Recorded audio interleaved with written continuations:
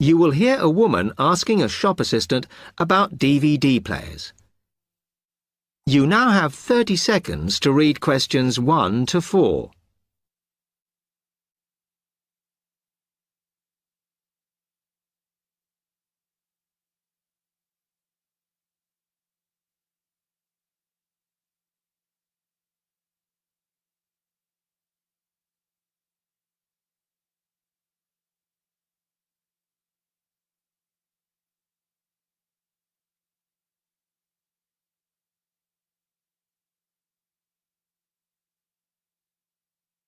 Hello, I'm interested in buying a DVD player. Can you help me, as I don't know very much about them? Of course. We sell quite a range. Actually, we're doing a customer survey at the moment, so I wonder if I could fill in this form about you, and that will actually help me to advise you on the best DVD player for you. Oh, okay. First of all, your occupation. Student. Okay. Then, have you already got a DVD player? No, I've never had one before. Uh-huh. And how much do you think you want to spend on a player? I'm not sure, really, but I have got a budget. My friend said I should allow about £100, but I can't afford over £85, so that's what I'm working on. Mm-hmm. And do you watch DVDs very often? Depends what you mean by often. I don't know what the norm is. Is it about 2 a week? I suppose I watch 3 a month. That's enough for me. Yes. What sort of films do you like watching then? Action movies? Not really. Oh. My boyfriend always insists we watch science fiction movies, but I prefer thrillers. Something to get your teeth into. Okay, just one more. Do you watch other DVDs? Ones that are not films, like music or something? Not much, because I don't want to spend the money on something I can watch on TV, but I occasionally rent out comedy programs, and I fight with my boyfriend over all the sports DVDs he watches. You now have 30 seconds to read questions 5 to 10.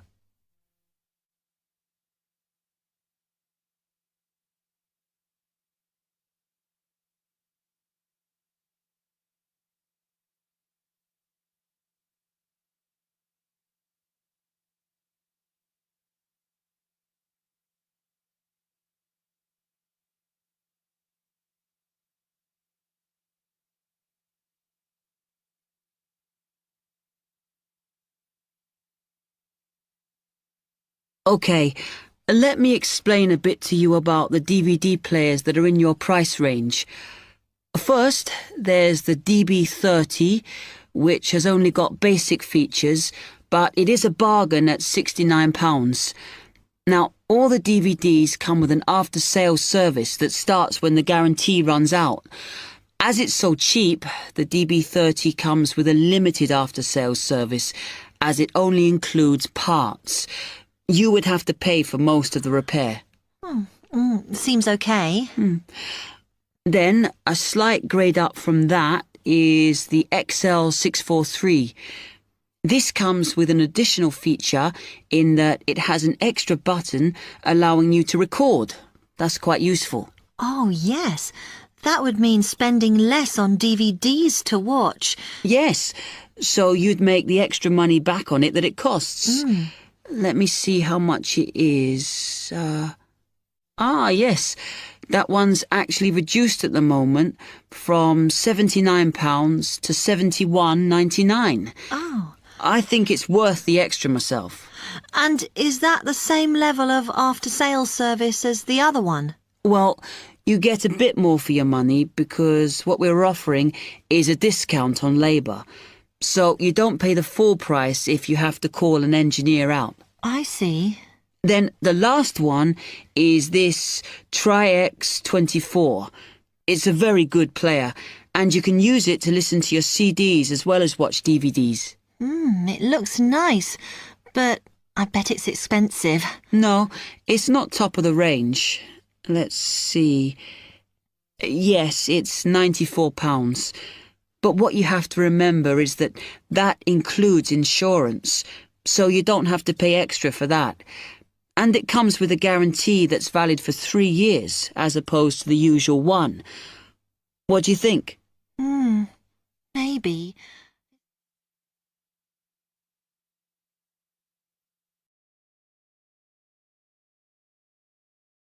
That is the end of part 1. You now have half a minute to check your answers.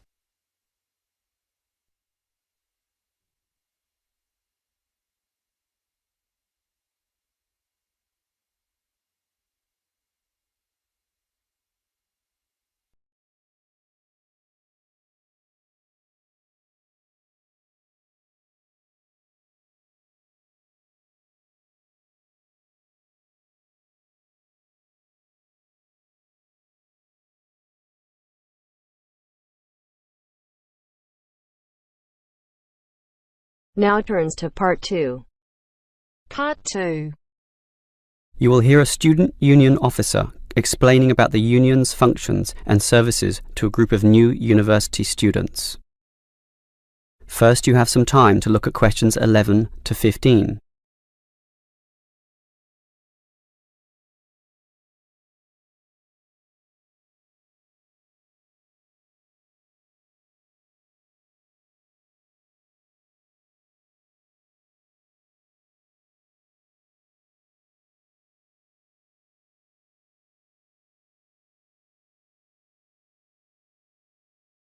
Now listen carefully and answer questions 11 to 15. Hello everyone. Now, here you all are, new university students. And the first question you probably have is, what is a student union? Another question is, do I have to join? Well, regarding this second question, let me say that membership used to be compulsory in the past, but that did cause some controversy, particularly from students who wanted to remain free and unaffiliated, and this university responded. So, joining up is no longer compulsory. It's totally up to you, although I'll admit there is a fairly strong obligation to join, since all students benefit from the large variety of services that we offer. We do understand, however, that many might be unwilling to join because of a supposed political slant to the union. Traditionally, student unions have been seen as being dominated by the left, and I suppose that's still true to a large extent. Here, however, at this university, our union discourages such one-sided viewpoints, and students across the whole political spectrum are welcome. Thus, if you feel that you are a conservative type, in other words, leaning to the right, you are particularly urged to join to provide a more balanced representation. Now, let me move back to the first question. What are we? We are a formal organisation, but totally independent of the educational body. We make our own rules, rent our own premises, and organise ourselves as we wish, and our mission is basically to help you. For example, do you remember how you all arrived in late February to have an orientation week? That gave you an invaluable induction into life here, right? Well, the student union organised all the festivities at the end of that. The barbecues, partying and drinking, and even the musical entertainment as well. We'll do that again on occasions, and as always, those events take place on the football ground. Now, do you have any questions before I move on? Before you hear the rest of the talk, you have some time to look at questions 16 to 20.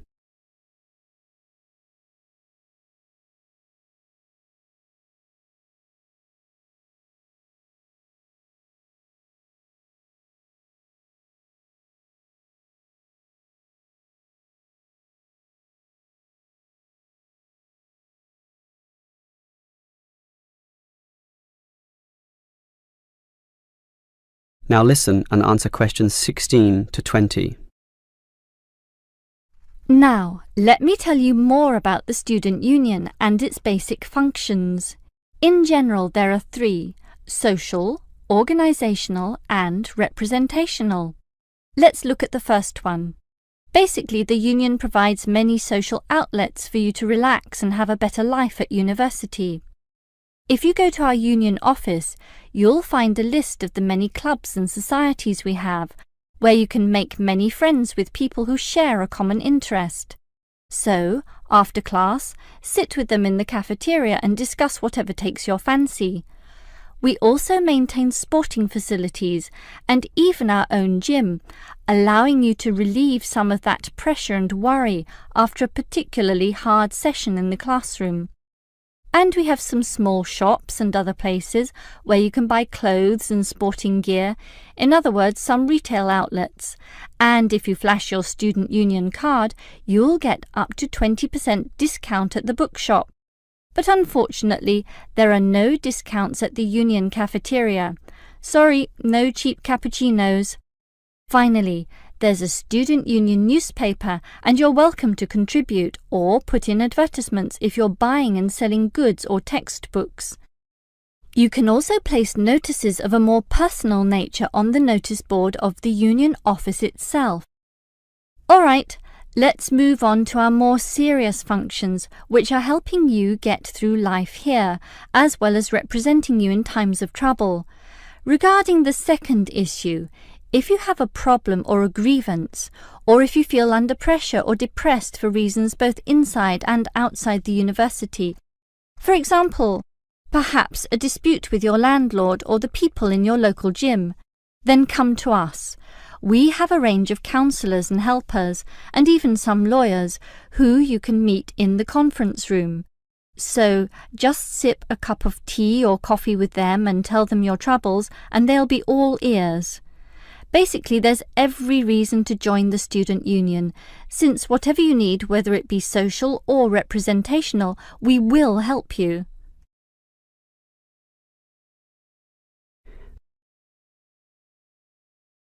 That is the end of part 2. You now have half a minute to check your answers.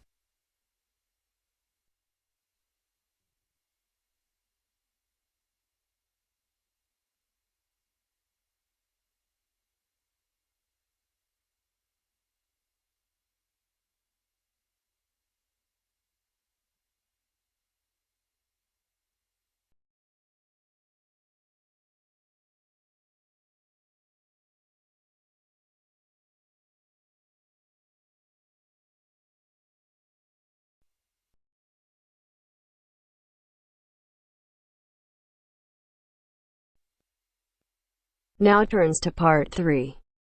Part 3.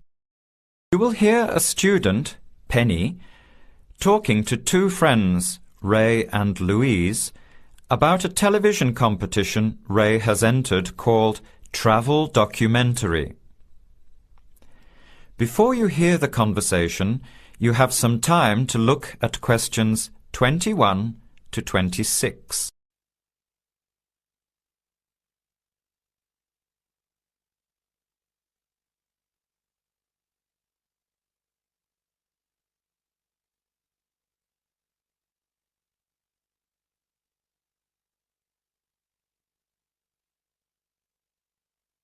Now, listen carefully and answer questions 21 to 26. Hi, haven't seen you two in ages. What have you been up to? Hi, Penny. Ray is really excited. He's just been shortlisted for Travel Documentary. He could be off travelling around the world for 3 months. Travel Documentary? What's that? You've never heard of it? Don't you watch TV? Well, actually, no, hardly ever. Especially since I've started working on my thesis. I don't have time to breathe, let alone watch TV. So what's this all about, Ray? Well, actually, it's a competition run by public TV. It involves my two great loves, travel and filmmaking. Is it that program where people are sent around the world making documentary videos? I have heard of it. Fantastic! So you've been chosen? Not yet. I'm one of 34 selected for an interview next week, so I've made it through the first cut. Yeah, there were over 200 applicants from around the country. Pretty amazing, hey? Well, I've been lucky so far. What's the next stage?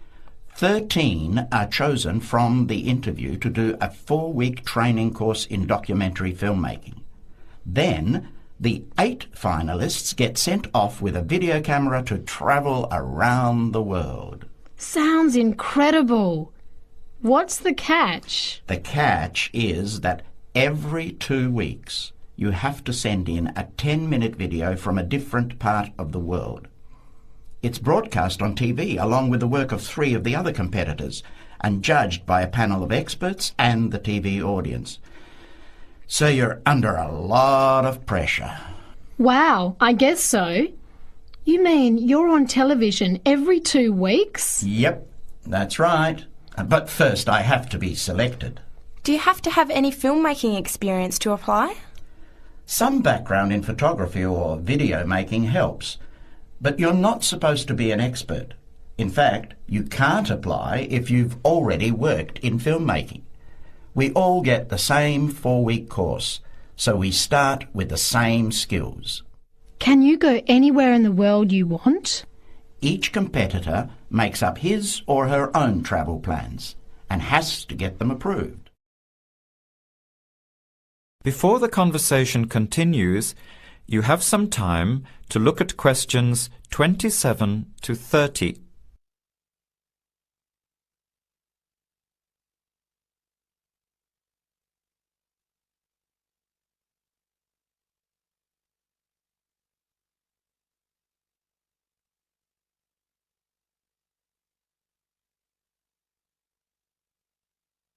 Now, as the conversation continues, answer questions 27 to 30. Have you talked with anyone else who has done it? As a matter of fact, just last week I met Sarah Price, a girl from here who did it last year. What did she have to say about it? She said it was the most amazing experience of her life, but it was really tough at times. I think you'd have to be really brave to take off like that alone with so much responsibility. It's not like going on a holiday, is it? No. 2 weeks in a country, often where you can't speak the language, to find a story, film it, organise all the editing. Then you're off to a completely different part of the world to start all over again. Pretty exhausting, but exciting too. What a way to see the world. What about Sarah Price? Did she have any bad experiences? She said the worst part was when she got some mysterious fever in Mongolia and thought she might have to be sent home. Fortunately, it got better, but she said it was scary to feel really ill when you're alone so far away. So what made you want to apply? When I saw the program on TV a while ago, I thought, this is for me. I've always wanted to travel, but needed to work for a year before I could even think about it. Then a new series started up. I thought, now's my chance. Don't you think you'll be lonely? I don't think I'll have time to be homesick. I'm more worried about having too much to do and not enough time to get things organised. So we might be watching you on television in the next few months. I hope so, if I'm lucky. When will you know for sure? They choose the final 8 in March. A month later, you're on your way. So do you have to pay anything? Nothing. It's all paid for. Course, camera, flights, accommodation and in-country travel. The budget is pretty tight though. No extras. I sure hope you get it. Then I'll be finding time to watch at least one program on television every week. That is the end of part 3. You now have half a minute to check your answers.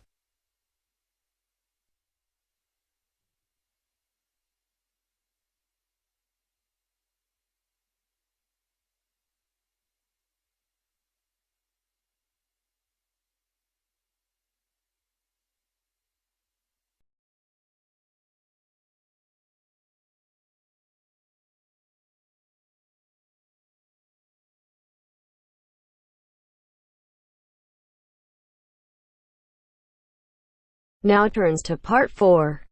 Part 4. You are going to hear a talk on two famous American presidents. As you listen, fill the missing information in the notes below. First, you have some time to look at questions 31 to 40.